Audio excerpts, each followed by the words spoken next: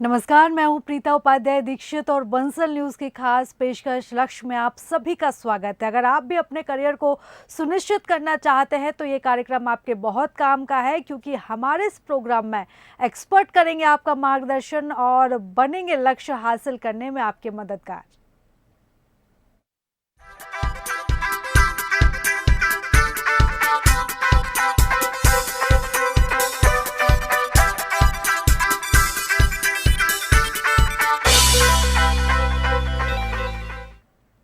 तो हमारे खास कार्यक्रम लक्ष्य में हम उन लोगों से आपको रूबरू कराते हैं जो शिक्षा के लिए बेहतर काम कर रहे हैं और छात्रों के मन में करियर को लेकर उठने वाले सवालों का जवाब देते हैं और कैसे शिक्षा का स्तर बढ़े इसके लिए कोशिश कर रहे हैं। लक्ष्य के इस खास पेशकश में हमारे साथ भोपाल कटारा हिल्स स्कूल के डायरेक्टर RD मंडलोई और प्रिंसिपल प्रियम खरे मौजूद है। साथ ही कटारा हिल्स स्कूल की स्टूडेंट मनस्वी तिवारी भी मौजूद हैं। लक्ष्य में आप दोनों का ही बहुत स्वागत है। नमस्ते, मैं द कटारा हिल्स स्कूल की प्राचार्य के पद पे पदस्थ हूँ और मैं बंसल ग्रुप का बहुत बहुत हार्दिक धन्यवाद करती हूँ कि आपने मुझे इस लक्ष्य प्रोग्राम के लिए आमंत्रित किया। मैं आपको अपने विद्यालय के बारे में बताना चाहूँगी कि हमारा विद्यालय का पूर्ण नाम द कटारा हिल्स स्कूल है, जो कि कटारा हिल्स, भोपाल की कटारा हिल्स लोकेशन पर लोकेटेड है। हमारा विद्यालय जो है वो नर्सरी से 12वीं तक संचालित किया जाता है, जिसमें 12वीं कक्षा के जो हैं विभिन्न स्ट्रीम हमारे पास में अवेलेबल हैं, जैसे कि ह्यूमैनिटी स्ट्रीम हो गया, साइंस स्ट्रीम है हमारे पास में, we have a commerce stream also. And मैं आपको ये भी बताना चाहूँगी कि हमारे विद्यालय की जो पद स्थापना है वो सन 2016 और 17 में इसको पदस्थ किया गया, इसकी पदस्थापना जो है वो 2016 और 17 में की गई। हमारा विद्यालय जो है वो 5 वर्ष पूर्ण कर चुका है। विद्यालय के जो संचालक हैं वो उनका नाम मिस्टर RD मंडलोई सर हैं और विद्यालय की संचालिका मिसेज सरिता मंडलोई मैडम हैं। मैं बहुत बहुत आभार प्रकट करती हूँ हमारे संचालक महोदय का, जिन्होंने मुझे इस पद पर पदस्थ किया और मैं अपने विद्यालय का संचालन पूर्ण रूप से बच्चों के चहुमुखी विकास को ध्यान में रखकर कर पा रही हूँ जी। मैं आपको ये भी बताना चाहूँगी कि हमारे विद्यालय में बच्चों के जो है उनके एजुकेशन के साथ साथ बच्चों के ओवरऑल डेवलपमेंट पर हम वर्क करते हैं। हम बच्चों के लिए न्यू मतलब कि टीचिंग मेथड्स को इनोवेट करते हैं, उनके एक्सीलेंस पे पूर्णतः ध्यान देते हैं, उनकी कोकुलर एक्टिविटीज़ एंड CCE पैटर्न को कम्प्लीटली फॉलो करते हैं हम। और इसके अलावा मैं ये भी बताना चाहूँगी कि बच्चे जो है हमारे इसमें जो संपूर्ण महत्वपूर्ण योगदान है वो हमारे संचालक महोदय के द्वारा दिए जाने वाले जो भी गाइडेंस होता है, डायरेक्शंस होते हैं, हमारे जो स्टाफ मेंबर्स हैं, हमारा कोऑपरेटिंग ऑफिस स्टाफ है, जो टीचर्स हैं वो न्यू मेथड्स, टीचिंग मेथड्स को इनोवेट करते हैं हर कैटेगरी के बच्चों को पढ़ाने के लिए, उनको शिक्षित करने के लिए, उनको कैरियर में आगे बढ़ाने के लिए। और इसमें सबसे एक महत्वपूर्ण योगदान हमारे अभिभावकों का भी होता है, जो हमें कम्प्लीटली सहयोग करते हैं अपने बच्चों के विकास के लिए भी जी। मैम, आपने स्कूल का परिचय दे दिया, मनस्वी भी हमारे साथ जुड़ी हुई है। मनस्वी, मैं आपसे आपके बारे में जानना चाहती हूँ, कौन सी क्लास में है आप, कौन सी स्ट्रीम है आपकी, और अपने स्कूल के बारे में भी आप बताइए। सबसे पहले तो मैं डायरेक्टर सर और प्रिंसिपल मैम का धन्यवाद करना चाहूँगी, क्योंकि उनने मुझे इस लक्ष्य प्रोग्राम के लिए चुना है। और साथ ही मेरा नाम मनस्वी तिवारी है और मैं द कटारा हिल्स स्कूल की स्टूडेंट हूँ और PCM स्ट्रीम से हूँ मैं। और जो स्कूल की हमारी टीचर्स हैं वो बहुत अच्छे से हमें गाइडलाइन प्रोवाइड कराती हैं और बहुत अच्छे से हमें समझाती हैं कि हमें क्या करना चाहिए और आगे क्या बढ़ना चाहिए, आगे कैसे मैथ्स स्ट्रीम लिया है तो उसे कैसे आगे फॉलो करना चाहिए जी। प्रियम जी, मैं आपकी तरफ आना चाहूँगी और आपसे सवाल करना चाहती हूँ। जैसे कि प्रोग्राम की हमने शुरुआत की, आपने स्कूल के बारे में दर्शकों को विस्तार से बताया। प्रियम जी, मैं चाहती हूँ कि आप अपने बारे में भी दर्शकों को बताइए। मैं आपको बताऊँ मेरे बारे में तो सर्वप्रथम मेरा नाम प्रियम खरे है और मैं द कटारा हिल्स स्कूल में प्राचार्य के पद पे पदस्थ हूँ। मेरी जो क्वालिफ़िकेशन है वो मैं AA हूँ एंड B.Ed किया है मैंने। और जो बीएड है वो शिक्षा की जिनको रुचि होती है और शिक्षा जगत में जो कार्य करना चाहते हैं, अग्रसर होना चाहते हैं शिक्षक, उसके लिए बहुत आवश्यक होती है। इसमें हम जो है मैं बच्चों को स्कूल में जो भी शिक्षा देना चाहती हूँ तो शिक्षा के साथ मैं पूर्णतः इस बात पर बिल्कुल ध्यान रखती हूँ कि बच्चों का जो है वो continuous and comprehensive evaluation completely होना चाहिए। इसके साथ साथ बच्चों के जो सीसीए एक्टिविटीज़ हैं, मतलब कि बच्चे कैरियर के साथ साथ शिक्षा के साथ साथ बच्चों में और भी क्वालिटीज़ होती हैं। हर बच्चा शिक्षा को तो ग्रहण करता ही है, लेकिन उसके साथ कोई बच्चा डांसिंग हैबिट्स के में भी अव्वल आता है, कोई बच्चे की सिंगिंग बहुत अप्रोप्रिएट होती है, कोई बच्चे की ड्राइंग बहुत अप्रोप्रिएट होती है। तो अलग अलग कैटेगरीज वाइज हमें बच्चों की जो भी क्वालिटीज़ हैं उन क्वालिटीज़ को हमें ग्रैप्स करना होता है, उनको हमें सर्च करना होता है, हम डिस्कवर करते हैं और फिर बच्चों को उनकी शिक्षा के साथ साथ उनकी इन क्वालिटीज़ में भी इन्वॉल्व करते हैं। मैं एक बात और बोलूँगी, जैसे कि खेल जगत की अगर हम बात करें तो हमारे विद्यालय के जो बच्चे हैं वो आप ये मानेंगे कि वो स्टेट लेवल और नेशनल लेवल पर भी उनका मतलब कि वो चयनित हो चुके हैं। हमारे विद्यालय का एक छात्र है जिसका नाम शैलेश है, वो बच्चा जो है वो अपना एथलीट्स में स्टेट लेवल पर जा चुका है। तो बच्चे जो हैं अलग अलग खेल में भी काफ़ी अनुभव रखते हैं, रुचि रखते हैं। तो उस खेल जगत में भी बच्चों को किस तरीके से आगे और अग्रसर बढ़ाना है, उनका किस तरीके से उनकी बहुगुणी प्रतिभा को निखारना है, इस पर पूर्णतः ध्यान रखते हुए मैं अपने विद्यालय का संचालन करती हूँ। जी मनस्वी, मैं आपसे सवाल करना चाहती हूँ, जैसे कि मैम ने जिक्र किया कि स्कूल में इतनी सारी एक्स्ट्रा एक्टिविटीज़ कराई जाती है, स्पोर्ट्स की हो, कल्चरल हो, आप किस तरह की एक्टिविटीज़ में पार्टिसिपेट करती हैं? जी, मुझे सबसे ज़्यादा बैडमिंटन खेलना पसंद है और जब भी स्पोर्ट्स एनुअल स्पोर्ट्स होता है तो मैं उसमें पार्टिसिपेट करती हूँ। जी मैम, मैं आपकी तरफ आना चाहूँगी और आपसे ये सवाल करना चाहती हूँ कि जैसा कि अभी आपने बातचीत के दौरान जिक्र किया था चहुमुखी विकास का, बच्चों को ऑलराउंडर बनाना बहुत ज़रूरी होता है क्योंकि आज का दौर है उसमें ऑलराउंडर की ही मांग है। और कई बार ऐसा होता है कि हम देखते हैं कि बच्चे किसी न किसी कारण से पीछे पिछड़ जाते हैं। अगर वो उनको इंटेलेक्चुअल होना भी ज़रूरी है, उनको अवेयर होना भी ज़रूरी है, उनको सोशल होना भी ज़रूरी होता है। लेकिन मैम, कई बार ऐसे बच्चे हम देखते हैं जो करना बहुत कुछ चाहते हैं, लेकिन एक उनका जो नेचर होता है ना, शाय नेचर, उसकी वजह से वो अपने कदम पीछे पीछे कर लेते हैं। और जैसे कि मैं एग्ज़ाम्पल दूँ मेरा खुद का ही, जैसे कि मुझे डांस का बहुत ज़्यादा शौक़ था, लेकिन मेरे अंदर इतनी ज़्यादा हेजिटेशन थी कि मैं कभी डांस कंपटीशन में भाग ही नहीं लेती थी। मैं प्रैक्टिस करती थी लेकिन मेरी अंदर इतनी हिम्मत नहीं होती थी। तो इस तरह के बहुत सारे बच्चे होते हैं, तो ऐसे बच्चों को आप कैसे आगे बढ़ाती हैं? देखिए मैम, मैं आपको बताना चाहूँगी कि ऐसे बच्चों के जो बच्चे हेजिटेट होते हैं या शाय होते हैं किसी भी एक्टिविटी में, मान लीजिए उनके अंदर वो हुनर होता है लेकिन वो उस हुनर को क्या करते हैं ना, दूसरों के सामने दिखा नहीं सकते, प्रदर्शित नहीं कर पाते हैं। तो इसमें ही सबसे ज़्यादा जो एक भूमिका होती है वो एक शिक्षक की होती है, उनके अभिभावकों की भी होती है। शिक्षक जो होता है वो बच्चे की उस क्वालिटीज़ को फाइंड आउट करता है। उनके अभिभावकों से हम क्या करते हैं, उसको डिस्कस करते हैं कि आपका बच्चा एजुकेशन के साथ साथ इस क्वालिटी में भी इन्वॉल्व है, उसमें ये क्वालिटी है, ये गुण है, तो आप इसमें भी बच्चे को अग्रसर बनाएं। और हम बच्चे की उस क्वालिटी को फाइंड आउट करते हैं, फिर बच्चे की प्रैक्टिस भी करवाते हैं। और जब बच्चा प्रैक्टिस करता है, उसको किसी भी चीज़ का कॉपरेशन मिलता है, टीचर का हो और मान लीजिए आप एक गाइडेंस, उनके अभिभावकों का भी गाइडेंस मिल जाता है पूर्णतः जब बच्चों को, तो बच्चों में एक उस चीज़ का एक भय जो होता है उनके अंदर वो दूर हो जाता है और बच्चे उस प्रतिभा को और निखार सकते हैं और निखारते भी हैं और काम कर लेते हैं।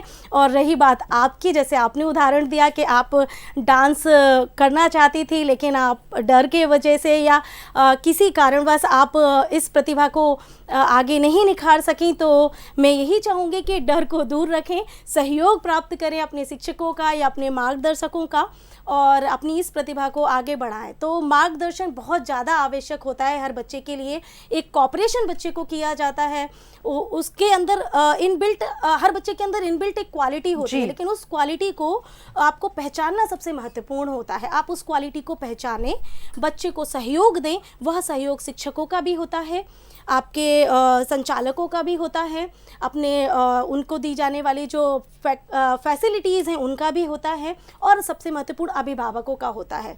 जैसे कि क्या होता है आजकल जैसे कि बाल शिक्षा है, तो बालिका शिक्षा, तो अगर मान लीजिए हम उस पर भी ध्यान केंद्रित करें, तो आजकल जो है बच्चियों को भी पढ़ाने पर हम पूर्णतः ध्यान देते हैं और अभिभावकों से ये मतलब कि गाइडेंस भी लेते हैं और उनको गाइडेंस भी देते हैं कि सभी बच्चों के लिए शिक्षा जो है सर्वोपरि है, सभी के लिए शिक्षा समान है, तो सभी को शिक्षा जो है वो समान रूप से मिलना चाहिए।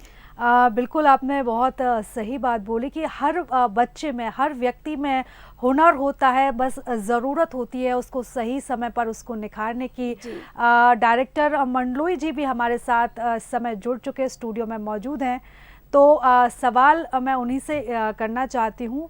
मंडलोई जी, सबसे पहले तो मैं आपका बहुत स्वागत करना चाहती हूँ बंसल न्यूज़ पर। तो सबसे पहला सवाल मेरा आपसे ही है सर, ये है कि शिक्षक होना बहुत जिम्मेदारी भरा काम होता है। शिक्षक जिम्मेदारी भरा प्रोफेशन तो होता है, साथ ही जो बच्चों का जो भविष्य होता है वो एक शिक्षक के हाथ में होता है। जब बच्चे अपने जीवन में कामयाब होते हैं तो जितना श्रेय परिजनों को दिया जाता है उतना ही श्रेय शिक्षकों को भी दिया जाता है। क्या चुनौतियाँ बतौर शिक्षक आप महसूस करते हैं इस प्रोफेशन में?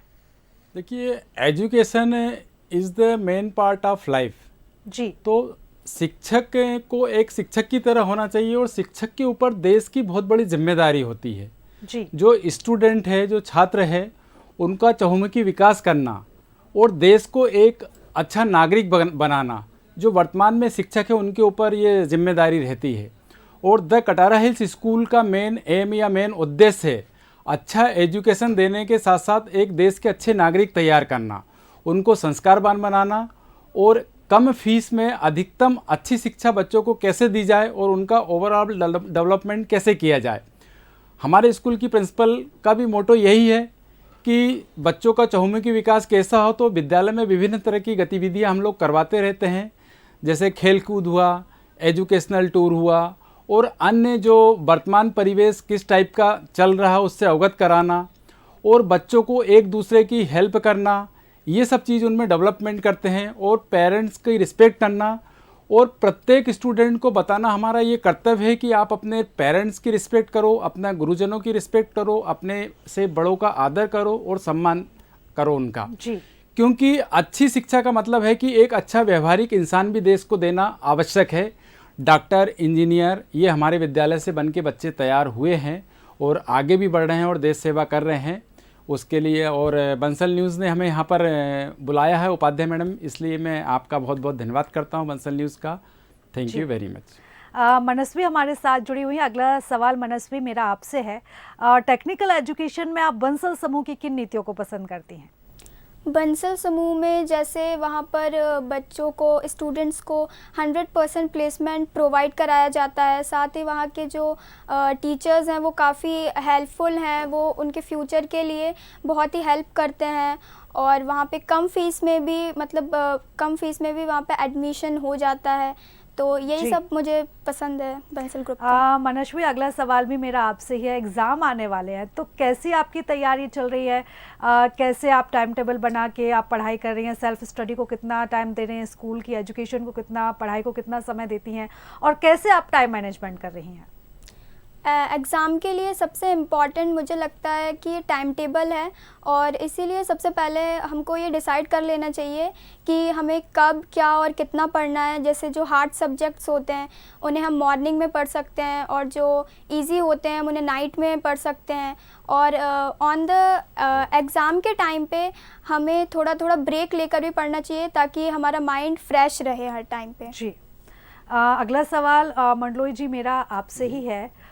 जैसा कि जब प्रिया मैम से बात हो रही थी तो उन्होंने जिक्र किया था बच्चों की काउंसलिंग का, कि स्कूल में स्टूडेंट्स की काउंसलिंग की जाती है।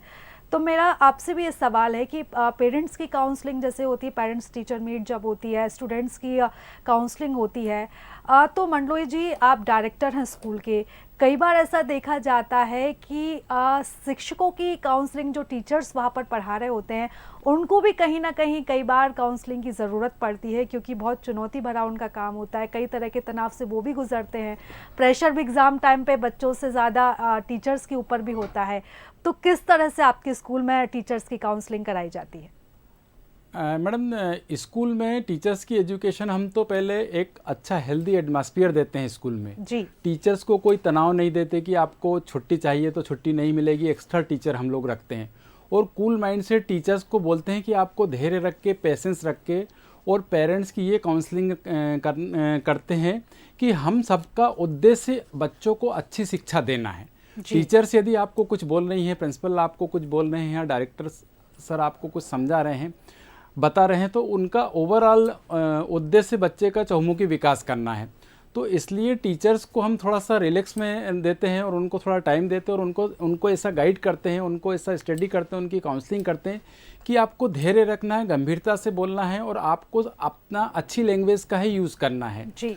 तो उससे क्या है, क्योंकि कभी कभी क्या होता है मैडम, पेरेंट्स को क्या है, कई तरह की प्रॉब्लम रहती है, कुछ तरह की टेंशन्स रहती है कि ये रहती है, तो वो कभी कभी टीचर्स को कुछ भी बोल देते हैं। तो हम टीचर्स को बोलते हैं कि आप शिक्षा जगत से जुड़े हैं, आपको हमेशा अच्छी लैंग्वेज का यूज़ करना है, टीचर्स पेरेंट्स को अच्छे से डील करना है।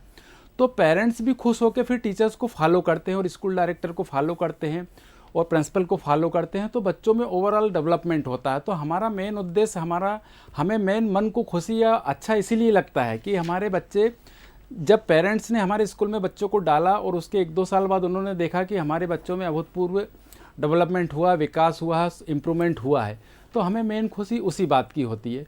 तो टीचर्स अच्छे से हमारे पेरेंट्स की काउंसलिंग करते हैं मैडम। जी। मंडलोई जी, आपने बिल्कुल सही बात बोली, क्योंकि अगर टीचर मानसिक रूप से स्वस्थ रहेंगे तो वो बच्चों को बहुत बेहतर तरीके से शिक्षा दे सकते हैं। प्रियम जी, अगला सवाल मेरा आपसे ही है कि कई बार ऐसा देखा जाता है कि स्टूडेंट्स का मन जो है वो पढ़ाई में नहीं लगता है, वो फोकस्ड कई बार नहीं हो पाते हैं, स्ट्रेस कई बार उनमें देखा जाता है।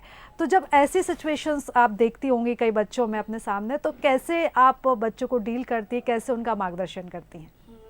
धन्यवाद मैम। मैं आपको बताना चाहूँगी, जैसे कि मैंने आपको पहले ही बताया कि हमारे विद्यालय जो है वो 12वीं तक संचालित होता है, नर्सरी से 12वीं कक्षा तक हम संचालन करते हैं, जिसमें हमारे पास बोर्ड कक्षाएं भी हैं और हमारा स्टेट बोर्ड स्कूल है। तो इस बार हमारे पास 5वीं का भी बोर्ड है, 8वीं कक्षा भी हमारा बोर्ड का संचालन, बोर्ड की परीक्षा देंगे 8वीं कक्षा के बच्चे भी, और 10वीं 12वीं के भी। तो हमारे पास एक जो सबसे बड़ी एक, हमें बच्चों के इस मार्गदर्शन के लिए सबसे पहले एक, हम हर टीचर को गाइड करते हैं एक रणनीति तैयार करने के लिए, एक प्लानर प्रिपेयर करने के लिए, क्योंकि हमारी एक कक्षा में अलग अलग कैटेगरी के बच्चे होते हैं।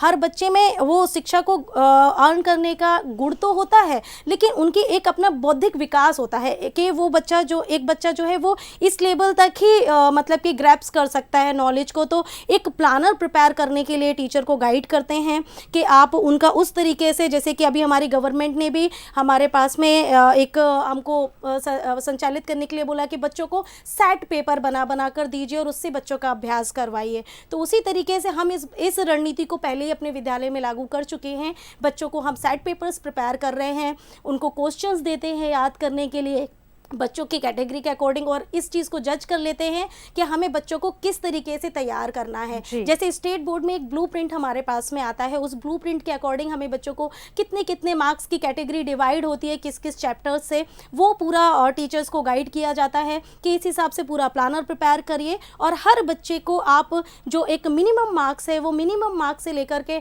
हाई लेवल के मार्क्स तक के बच्चों को लर्न करने की जो उनकी कैपेसिटी है बढ़ाइए, क्योंकि कैपेसिटी हर बच्चे में होती है, बस गाइडेंस की कमी होती है। तो हम प्रॉपर गाइडेंस देते हैं उनके, पहले उनको जो है वो मिनिमम मार्क्स के क्वेश्चंस लर्न करने के लिए बोलते हैं। धीरे धीरे जब उनकी कैपेसिटी, लर्निंग कैपेसिटी बढ़ने लगती है, तब हम उनको फिर जो हाई मार्क्स के क्वेश्चंस होते हैं वो भी लर्न कराने के लिए पूर्णतः जो टीचर्स हैं वो प्रयास करते हैं। जी। मंडलोई जी, अब मैं आपकी तरफ आना चाहूँगी और आपसे सवाल करना चाहती हूँ कि टेक्निकल एजुकेशन को आप कैसे देखते हैं और वर्तमान दौर में इसकी क्या उपयोगिता आप समझते हैं? देखिए मैडम, देश के विकास में technical education is very important, क्योंकि टेक्निकल से क्या है, जो जैसे ITI है या जो बी में जो मैकेनिकल्स है या जो टेक्निकल ब्रांचेस है, ऑटोमोबाइल्स है, विभिन्न तरह के, तो हमारे देश के विकास में उसमें बहुत अधिक उसका योगदान है। तो हम बच्चों को या उनको जो 10th 11th 12th में है, उनको बच्चों को बोलते हैं कि आप टेक्निकल एजुकेशन भी लीजिए, सॉफ्टवेयर का तो है ही अपने अभी वर्तमान में जो चल रहा, तो वो बहुत आगे देखते हैं हमें, क्योंकि technical education is very important for our country development. तो उसको बच्चों को हम गाइड करते हैं टेक्निकल एजुकेशन। प्रियम जी, मैं आपसे अगला सवाल करना चाहती हूँ कि शिक्षा के क्षेत्र में बंसल समूह के योगदान को आप किस रूप में देखती हैं? बंसल समूह के शिक्षा जगत में योगदान को मैं जितना जानती हूँ, तो मैं ये जानती हूँ कि बंसल समूह शिक्षा जगत में तो अपना महत्वपूर्ण योगदान देता ही है, उसके साथ अन्य भी क्षेत्र, चाहे फिर वो मेडिकल फील्ड हो, उसमें भी बंसल ग्रुप का पूर्णतः योगदान है। शिक्षा जगत के बारे में मैं बात करना चाहूँगी तो बंसल ग्रुप जो है जिस तरीके से प्री नर्सरी से लेकर 8वीं तक बच्चों को फ्री शिक्षा प्रदान करता है, बच्चों को बस सेवा जो है वो फ्री देता है, ग्रामीण क्षेत्रों में भी जाकर बच्चों को टेक्निकल एजुकेशन के लिए प्रोत्साहित करता है, बच्चों का महत्वपूर्ण सहयोग करता है। उच्च शिक्षा जगत में अगर मैं बात करती हूँ तो उच्च शिक्षा जगत में भी बच्चों को टेक्निकल एजुकेशन के लिए प्रोवोक करना, बच्चों को कैंपस सिलेक्शन प्रोवाइड करना, जैसे कि विप्रो हो गई, अमेजन हो गई, इस तरीके की जो रेपुटेटेड कंपनीज़ हैं, तो इन रेपुटेटेड कंपनीज़ में भी बच्चों को कैंपस सिलेक्शन प्रोवाइड करवाता है बंसल ग्रुप। तो बंसल ग्रुप भी जिस तरीके से शिक्षा में महत्वपूर्ण भूमिका अपनी निभाता है, हम भी पूर्णतः कोशिश करते हैं कि हम भी अपने बच्चों का इस तरीके से चहुमुखी विकास कर सकें और जी। बच्चों को टेक्निकल एजुकेशन में आगे अग्रसर कर सकें। जी मंडलोई जी, मैं आपकी तरफ आना चाहूँगी, और जैसा कि हमारे प्रोग्राम का नाम है लक्ष्य, आप इस लक्ष्य शब्द को कैसे परिभाषित करेंगे और क्या मैसेज तमाम दर्शकों को आप देना चाहेंगे? देखिए, लक्ष्य एक नाम ही ऐसा है कि आप किसी को टारगेट करो या आगे बढ़ो, या किसी का जीवन में एक लक्ष्य है। ऐसे ही द कटारा हिल्स स्कूल का लक्ष्य है कि देश में शिक्षा का कितना प्रचार प्रसार कर सकते हैं, और जो मध्यम आय वर्गीय गरीब वर्ग के बच्चे हैं उनको अधिकतम शिक्षा हम कैसे दें और वो देश के अच्छे काम आए। उसी तरह से बंसल समूह भी शिक्षा जगत में बहुत अपना पूरे देश में महत्वपूर्ण योगदान दे रहा है, जैसे भोपाल में है, रायसेन में है, अन्य जगह है। तो ये बहुत अच्छा बंसल समूह भी जो फ्री में शिक्षा 8वीं तक के बच्चों को दे रहा है, जो उनका एक अधिकार है। तो कहीं ना कहीं बंसल समूह भी देश में अपना योगदान दे रहा है कि, और एक शिक्षा देने से बंसल समूह को भी एक खुशी मिलती है। और हमारे स्कूल का भी मेन उद्देश्य यही है, शिक्षा जगत में आगे बढ़े बच्चे और हमारा देश पूरा 100% शिक्षित हो। तो इसी तरह शिक्षा का महत्व है और लक्ष्य का वही उद्देश्य है हमारा, शिक्षा को आगे बढ़ाना। जी सही कहा कि बच्चों का चहुमुखी विकास करना, बच्चों को आगे बढ़ाना, यही लक्ष्य की परिभाषा आपके हिसाब से होती है। बहुत धन्यवाद आप तीनों का हमारे साथ जुड़ने के लिए। धन्यवाद। तो आज के लिए बस इतना ही। ताज़ा अपडेट के लिए जुड़े रहिए बंसल न्यूज़ के साथ। नमस्कार।